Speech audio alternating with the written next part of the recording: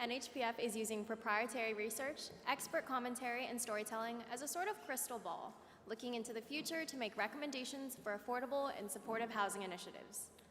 One of the most interesting things our research uncovered is that all current generations equally fault boomers for our lack of affordable housing. However, in the next 2 decades, the youngest millennials and the oldest Gen Zers will be taking over. To hear more about the future of all the generations, let's begin with an expert in demographic information. Philip Bump is a national columnist for the Washington Post and author of The Aftermath, The Last Days of the Baby Boom and the Future of Power in America. Philip's expertise in analyzing and deciphering demographics and their place in future societal and policy decisions is unparalleled. Philip is going to kick off the presentations by helping us better understand who will live in the affordable housing of the future. Please help me welcome Philip to the stage.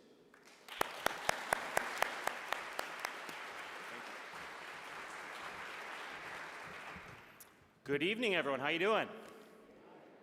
Excellent. That was mediocre. My name is Philip Bump. I am with the Washington Post, and I also, as mentioned, wrote a book called The Aftermath, which is about the baby boom and what happens after the baby boom. I did not make that pledge about no math. I just want to say that up front because we may get into a little bit. So, the reason I am here is to remind you of the elephant in the room, which is the baby boom. The baby boom, I'm gonna share some news with you right now. The baby boom was big, which of course you probably already knew. That's the whole point, right? It was something exceptional. But what you may not realize is that the baby boom was exceptionally big. You may not recognize that because the baby boom ended. The births ended about 60 years ago. But in part because the boom was so big, it consumed American culture and economics over the decades, we lose a sense of the scale.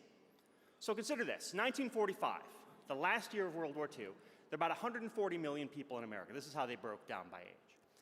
Over the next 19 years, which is a lot longer than the old soldiers coming back from war narrative about the baby boom, there are 76 million babies born. Oh, here it is. Great. Bingo. You can see all of those blue and green. Those were all the members of the baby boom. 76 million babies born in 19 years from a population of 140 million. That matters because the country was forced to reshape itself around this new population. Like, imagine if all of a sudden, for every 2 people in the room right now, a kid under the age of 18 appeared, right? We'd have to figure out how to accommodate them. What are we going to do with all these extra people? We'd have to very quickly adjust. That's what America did.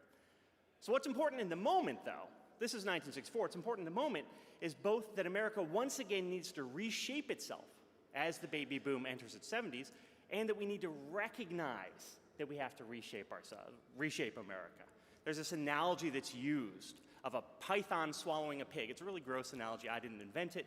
But if you imagine a snake eating a large pig, it has to sort of work its way through. My apologies to any baby boomers in the audience, but that's what the United States has had to accommodate with baby boomers over the course of time. And now we've reached the point where baby boomers are becoming senior citizens and have been. Consider this. The year with the most births in the baby boom was 1957. 1957 plus 65 is 2022. Right? So last year was the peak year for baby boomers turning 65. Now, and as of this moment, there are actually 11,000 people turning age 65 every single day. So where are we now? Now, America has more people age 65 or over than it ever has before, both as a raw number and as a percentage of the population. And at the same time, we have this large group coming up behind them, the millennials. Now, I do want to say, you heard the definitions of the generations earlier. Those come from Pew Research Center.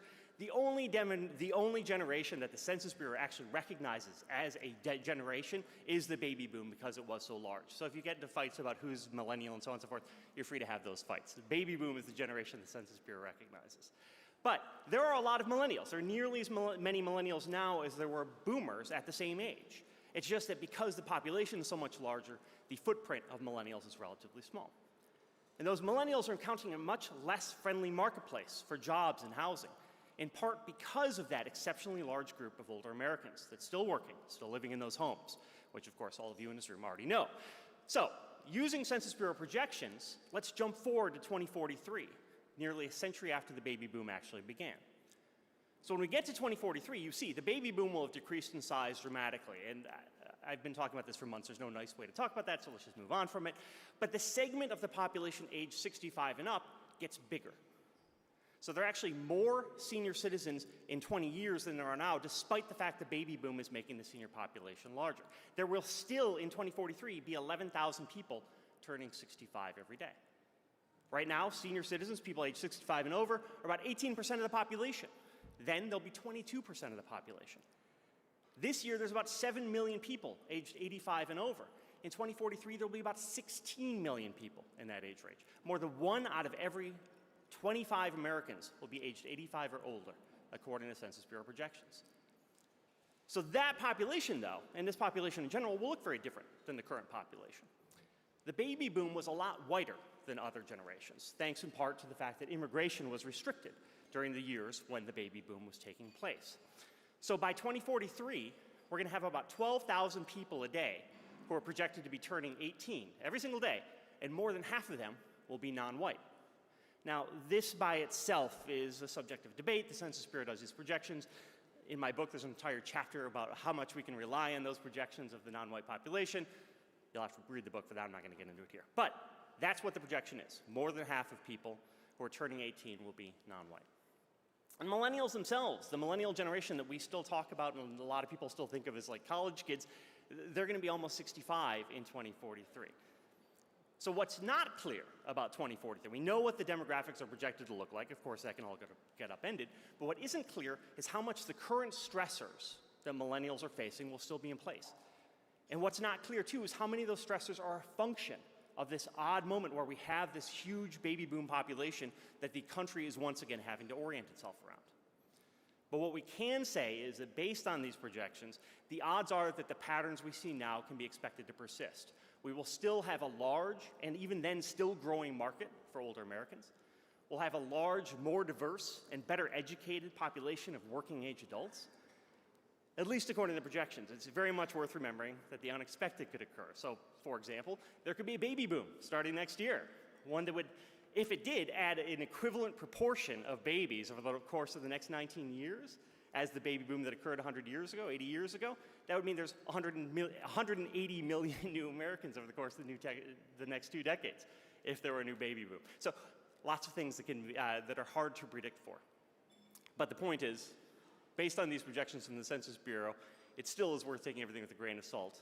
Maybe the market in 2043 will be driven by substantially different forces. I guess we'll see. Thank you very much.